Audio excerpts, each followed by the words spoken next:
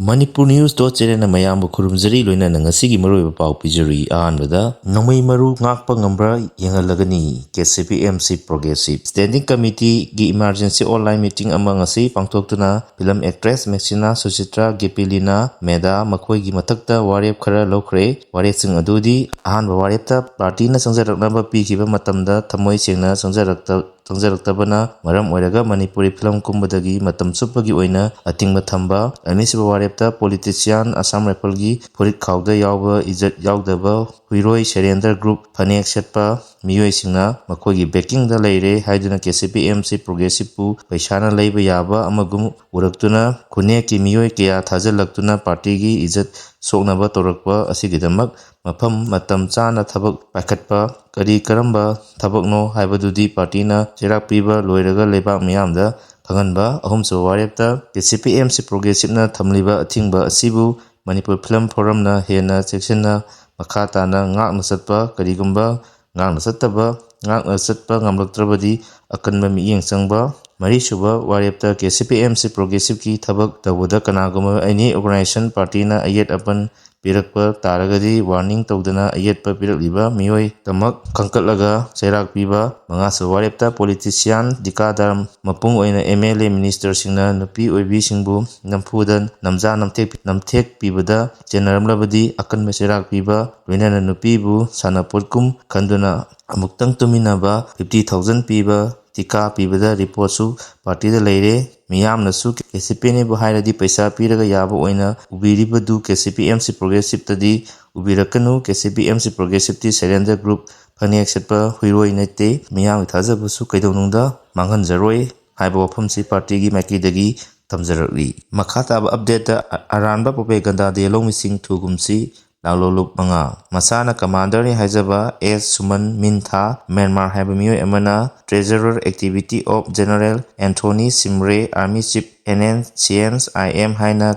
caption piduna ikiba article asima angakpopoi asigumba aranba propaganda asida lang oiduna lamdam asigi yelong missing thugumsi haina KCP KYKL Prepark Pro amadi Wedeng Lusingba ULF na punna thadorakwa serol amana pongtorakli Laulolup sing asina puna thadorakwa serol amana hai S Kuman Min Tha Myanmar hai Miwoi asina iriba article asida NNCN IM gi Army Chief General Anthony Simrana tawkiba aranba singna naga amadi maitai proof anigi revolutionary da chauna amang anta thonba oina utli Kuman haiba wahai asi maitai gi yek salai tare ki manungda ama oibada miyamna mahakpu maitai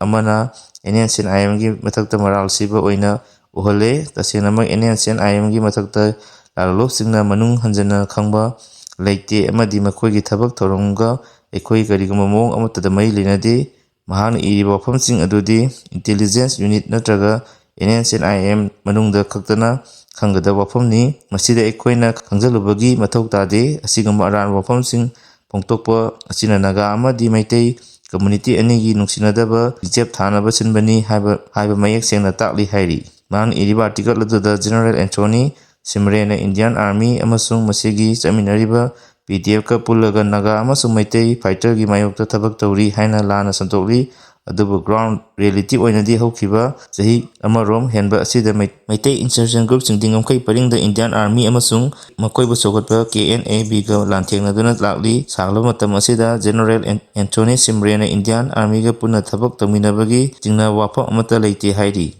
Jerol sina maka taraduna S Kuman Min Tha hai Miwoi asina pungtokiba wafamgi matangda sengtokladuna Manipur kuki amasung maitai anigi marakta khut thoknaba asi ekhoina yausangkiba leite amadi ngamkhaida ekhoigi marakta ceasefire sign tawnakiba leite ngamkhai lanthok langsin tawba haibasi ekhoi chingna iromdam tawjaba thabak amani machida kanagi mateng loba natraga haijaba leite haiki antak S Kuman Min Than hai Miwoi asina pongtorakliba wafam asi NNCN IM ga Indian Army kuki militant singa thokatuna punna thabak tawminabagi matangda pongtorakiba tasengba wafam kaya adu kupsannaba hotnaba thabakni maram asina lamdam asigi yelong singna asigumba propaganda asida thajabiganu hainasu lalolum manga asina punna thadorakwa serol asina pongtorakli makataba update ta Myanmar gi junta Airstrike ta tha asida Miwoi cham henna sikhre report Myanmar da lengak paiba junta amadi ethnic rebel singi marakta chathar lebalan asina maram oiduna ꯑꯁꯤ ꯑꯅꯥ ꯀꯌꯥ ꯊꯣꯛꯄꯒꯤ ꯊꯧꯗꯣꯛ ꯂꯩꯈ꯭ꯔꯕ ꯅꯥꯀꯜ ꯑꯅꯤꯒꯤ ꯃꯥꯏꯀꯩꯗꯒꯤ ꯈꯨꯠ ꯊꯥꯅꯕꯗꯤ ꯂꯦꯞꯇ꯭ꯔꯤ꯫ ꯆꯠꯂꯤꯕ ꯊꯥ ꯑꯁꯤꯒꯤ ꯑꯣꯏꯅ ꯍꯧꯖꯤꯛ ꯐꯥꯎꯕꯗ ꯖꯨꯟꯇꯥꯒꯤ ꯃꯥꯏꯀꯩꯗꯒꯤ ꯆꯠꯊꯔꯛꯈꯤꯕ ꯑꯦꯌꯔ ꯁ꯭ꯇ꯭ꯔꯥꯏꯛꯁꯤꯗ ꯃꯤꯆꯝ 100 ꯍꯦꯟꯅ ꯁꯤꯈ꯭ꯔꯦ ꯍꯥꯏꯕ ꯋꯥꯐꯝ ꯑꯗꯨ ꯄꯥꯎꯒꯤ ꯋꯦꯕꯁꯥꯏꯠ ꯑꯃꯒꯤ ꯔꯤꯄꯣꯔꯠꯇꯒꯤ ꯐꯣꯡꯗꯣꯛꯂꯤ꯫ ꯋꯦꯕꯁꯥꯏꯠ ꯑꯗꯨꯅ ꯃ꯭ꯌꯥꯟꯃꯥꯔ ꯖꯨꯟꯇꯥꯒꯤ ꯔꯤꯕꯦꯜꯁꯤꯡꯅ ꯃꯨꯟꯈ꯭ꯔꯕ ꯈꯨꯡꯒꯪꯁꯤꯡ ꯑꯦꯌꯔ ꯁ꯭ꯇ꯭ꯔꯥꯏꯛꯁꯤꯡ ꯑꯗꯨ ꯑꯌꯥꯝꯕ ꯆꯠꯊꯈꯤ ꯍꯥꯏꯔꯤ꯫ ꯂꯦꯄꯥꯅ ꯈꯨꯡꯒꯪ, ꯁꯤꯡꯒꯨ ꯇꯥꯎꯟꯁꯤꯞ ꯑꯃꯁꯨꯡ ꯃꯟꯗꯂꯦ ꯔꯤꯖꯟꯗ ꯃꯤꯑꯣꯏ 90 ꯁꯤꯈꯤ꯫ ꯁꯪꯒꯥꯏ ꯔꯤꯖꯟꯒꯤ ꯃꯣꯡ ꯑꯃꯁꯨꯡ ꯀꯅꯤ ꯇꯥꯎꯟꯁꯤꯞꯇ ꯃꯤꯑꯣꯏ 9 ꯁꯤꯈꯤ꯫ ꯃꯪꯒ꯭ꯂꯦꯞ ꯔꯤꯖꯟꯒꯤ ꯃꯤꯌꯥꯝ, ꯄꯣꯛ, ꯍꯤꯂꯤꯟ ꯑꯃꯁꯨꯡ ꯒꯥꯡꯉꯣꯟ ꯇꯥꯎꯟꯁꯤꯡꯗ ꯃꯤꯑꯣꯏ 55 ꯁꯤꯈ꯭ꯔꯕ ꯃꯇꯨꯡ ꯅꯣꯔꯗꯔꯟ ꯁꯟ ꯁ꯭ꯇꯦꯠꯀꯤ ꯅꯣꯟꯀꯤꯌꯣꯡ ꯇꯥꯎꯟꯁꯤꯞꯇ ꯃꯤꯑꯣꯏ 10 ꯁꯤꯈꯤ꯫ ꯃꯤꯂꯤꯇꯔꯤ ꯑꯣꯕꯖꯥꯔꯚꯔ ꯑꯃꯅ ꯐꯣꯡꯗꯣꯔꯛꯄꯗ ꯔꯤꯕꯦꯜꯁꯤꯡꯒꯤ ꯃꯊꯛꯇ ꯃꯥꯏꯄꯥꯛꯄ ꯉꯝꯂꯛꯇ꯭ꯔꯕ ꯖꯨꯟꯇꯥꯅ ꯃꯤꯆꯝꯗ ꯑꯣꯟꯁꯤꯜꯂꯛꯄꯅꯤ ꯍꯥꯏꯔꯤ꯫ ꯃꯈꯥ ꯇꯥꯕ ꯑꯞꯗꯦꯠ ꯑꯃꯗ ꯌꯨꯑꯥꯔ ꯍꯥꯕꯗ ꯃ꯭ꯌꯥꯟꯃꯥꯔꯗ ꯁꯤꯈꯤꯕ ꯃꯤꯑꯣꯏ 1,000 ꯍꯦꯟꯈ꯭ꯔꯦ꯫ ꯉꯔꯥꯡ ꯃ꯭ꯌꯥꯟꯃꯥꯔꯗ ꯔꯤꯛꯇꯔ ꯁ꯭ꯀꯦꯜꯗ ꯃꯦꯒꯅꯤꯆ꯭ꯌꯨꯠ 7.7 ꯌꯧꯅ ꯌꯨꯑꯥꯔ ꯍꯥꯈꯤꯕ ꯑꯗꯨꯅ ꯂꯩꯈꯤꯗꯕ ꯃꯤꯑꯣꯏꯕꯒꯤ ꯃꯁꯤꯡ 1,000 ꯍꯦꯟꯈ꯭ꯔꯦ꯫ ꯊꯥꯏꯂꯦꯟꯗ ꯃꯤꯑꯣꯏ 10 ꯂꯩꯈꯤꯗ꯭ꯔꯦ ꯍꯥꯏꯅ ꯏꯟꯗꯤꯌꯟ ꯑꯦꯛꯁꯄ꯭ꯔꯦꯁꯅ ꯔꯤꯄꯣꯔꯠ ꯇꯧꯔꯤ꯫ ꯔꯤꯄꯣꯔꯠ ꯑꯁꯤꯒꯤ ꯃꯇꯨꯡ ꯏꯟꯅ ꯔꯤꯛꯇꯔ ꯁ꯭ꯀꯦꯜ 7.7 ꯌꯧꯅ ꯌꯨꯑꯥꯔ ꯍꯥꯈꯤꯕ ꯑꯃꯗꯤ ꯃꯈꯥ ꯇꯥꯅ ꯑꯐꯇꯔ ꯁꯣꯛ ꯀꯌꯥꯔꯛ ꯇꯧꯈꯤꯕꯅ ꯃꯊꯣꯜ ꯑꯋꯥꯡꯕ ꯕꯤꯜꯗꯤꯡꯁꯤꯡ ꯑꯃꯗꯤ ꯁꯦꯝꯒꯠ ꯁꯥꯒꯠꯂꯤꯕ ꯕꯤꯜꯗꯤꯡ ꯀꯌꯥ ꯅꯤꯡꯈꯥꯏꯕꯗꯒꯤ ꯅꯟꯁꯤꯟꯗꯨꯅ ꯃꯤꯁꯤ ꯃꯤꯅꯥ ꯆꯥꯎꯅ ꯊꯣꯛꯈꯤ ꯍꯥꯏꯔꯤ꯫ ꯃꯈꯥ ꯇꯥꯕ ꯑꯞꯗꯦꯠ ꯑꯃꯗ ꯇꯦꯂꯤ ꯅꯨꯄꯤꯁꯤꯡꯅ ꯊꯤꯡꯈ꯭ꯔꯦ꯫ ꯂꯝꯇꯥꯒꯤ ꯑꯔꯣꯏꯕ ꯊꯥꯡꯖꯒꯤ ꯂꯥꯏ ꯇꯥꯟꯒꯗꯕ ꯅꯨꯃꯤꯠ ꯑꯁꯤꯗ ꯈꯨꯔꯥꯏ ꯑꯍꯣꯡꯄꯨꯡꯒꯤ ꯇꯦꯂꯤꯁꯤꯡꯅ ꯑꯌꯥꯕ ꯄꯤꯔꯛꯇꯕꯗꯒꯤ ꯂꯥꯏꯊꯧ ꯄꯥꯡꯊꯣꯛꯄ ꯉꯝꯈꯤꯗ꯭ꯔꯦ꯫ ꯆꯌꯦꯠꯅꯕ ꯂꯩꯔꯤꯕ ꯂꯥꯏꯁꯪ ꯃꯈꯣꯡꯗ ꯇꯦꯂꯤ ꯅꯨꯄꯤꯁꯤꯡꯅ ꯐꯝꯖꯤꯟꯗꯨꯅ ꯑꯀꯟꯕ ꯃꯑꯣꯡꯗ ꯑꯊꯤꯡꯕ ꯄꯤꯈ꯭ꯔꯦ꯫ ꯊꯧꯗꯣꯛ ꯑꯁꯤꯗ ꯏꯔꯥꯡ ꯊꯣꯛꯂꯛꯇꯅꯕ ꯁꯦꯀ꯭ꯌꯨꯔꯤꯇꯤ ꯐꯣꯔꯁꯁꯤꯡꯅ ꯆꯦꯛꯁꯤꯟꯅ ꯉꯥꯛ ꯁꯦꯟꯈꯤ ꯍꯥꯏꯔꯤ꯫ ꯑꯊꯤꯡꯕ ꯄꯤꯔꯛꯄ ꯑꯁꯤꯒ ꯃꯔꯤ ꯂꯩꯅꯅ ꯃꯅꯤꯄꯨꯔ ꯄꯟꯗꯤꯠ ꯂꯣꯏꯁꯪꯒꯤ ꯄꯟꯗꯤꯠ ꯉꯥꯔꯤꯌꯥꯡꯕꯝ ꯈꯣꯝꯕꯅ ꯄꯥꯎꯃꯤꯁꯤꯡꯗ ꯍꯥꯏ ꯇꯦꯂꯤꯁꯤꯡꯅ ꯑꯊꯤꯡꯕ ꯄꯤꯕꯒꯤ ꯃꯇꯨꯡꯏꯟꯅ ꯑꯍꯣꯡꯄꯨꯡꯒꯤ ꯂꯥꯏꯐꯝ ꯑꯁꯤꯗ ꯑꯊꯦꯟꯄꯣꯠ ꯀꯠꯇꯨꯅ ꯄꯟꯗꯤꯠ ꯂꯣꯏꯁꯪꯒꯤ ꯃꯤꯑꯣꯏ ꯑꯃꯈꯛ ꯑꯣꯏꯔꯕꯁꯨ ꯃꯩꯔꯥ ꯀꯠꯄꯒꯤ ꯑꯌꯥꯕ ꯄꯤꯕꯤꯌꯨ ꯍꯥꯏꯕꯗ ꯑꯊꯤꯡꯕ ꯊꯝꯗꯨꯅ ꯂꯥꯏꯊꯧ ꯄꯥꯡꯊꯣꯛꯄ ꯉꯝꯗꯕ ꯍꯥꯏꯕꯁꯤ ꯑꯩꯈꯣꯏꯒꯤ ꯂꯥꯏꯕꯛ ꯊꯤꯕꯅꯤ꯫ ꯀꯔꯤꯒꯨꯝꯕ ꯃꯇꯝꯗ ꯇꯦꯂꯤꯁꯤꯡꯒꯤ ꯃꯥꯏꯀꯩꯗꯒꯤ ꯃꯅꯤꯄꯨꯔ ꯄꯟꯗꯤꯠ ꯂꯣꯏꯁꯪ ꯑꯃꯗꯤ ꯒꯣꯕꯤꯟꯗꯖꯤ ꯇꯦꯝꯄꯜ ꯕꯣꯔꯗꯇ ꯍꯥꯏꯖꯕ ꯂꯥꯛꯄ ꯇꯥꯔꯕꯁꯨ ꯃꯁꯤꯒꯤ ꯊꯧꯗꯣꯛ ꯑꯁꯤ ꯀꯥꯎꯕ ꯌꯥꯔꯣꯏ꯫ ꯀꯨꯝꯖꯥ-ꯁꯣꯛ 1978ꯗꯒꯤ ꯂꯥꯏꯐꯝ ꯑꯁꯤꯗ ꯈꯨꯗꯣꯡꯆꯥꯕ ꯂꯧꯅꯅꯕ ꯇꯥꯟꯖꯥ ꯌꯦꯡꯗꯨꯅ ꯑꯗꯨꯃꯛ ꯂꯩꯔꯛꯏ꯫ ꯂꯥꯏꯁꯪ ꯀꯌꯥ ꯁꯥꯖꯟꯗꯨꯅ ꯊꯝꯈꯤꯕꯅ ꯉꯁꯤꯗꯤ ꯂꯩꯕꯥꯛ ꯑꯁꯤꯒꯤ ꯁꯔꯣꯏ ꯈꯥꯡꯅꯅꯕ ꯃꯐꯝ ꯃꯆꯦꯠ ꯑꯃꯠꯇ ꯂꯩꯇ꯭ꯔꯦ꯫ ꯑꯍꯣꯡꯄꯨꯡꯒꯤ ꯂꯩꯔꯤꯕ ꯂꯥꯏꯁꯪ ꯑꯁꯤ ꯍꯤꯁꯇꯣꯔꯤꯀꯦꯜ ꯃꯣꯅꯨꯃꯦꯟꯠ ꯑꯦꯛꯠꯀꯤ ꯃꯈꯥꯗ ꯂꯩꯔꯕ ꯃꯐꯝ ꯑꯃꯅꯤ꯫ ꯃꯁꯤꯗ ꯐꯨꯔꯨꯞ ꯑꯃꯅ ꯂꯥꯏ ꯈꯨꯔꯨꯝꯕ ꯃꯇꯝꯗ ꯀꯝꯃ꯭ꯌꯨꯅꯤꯇꯤ ꯑꯃꯠꯇꯅ ꯊꯤꯡꯕꯒꯤ ꯍꯛ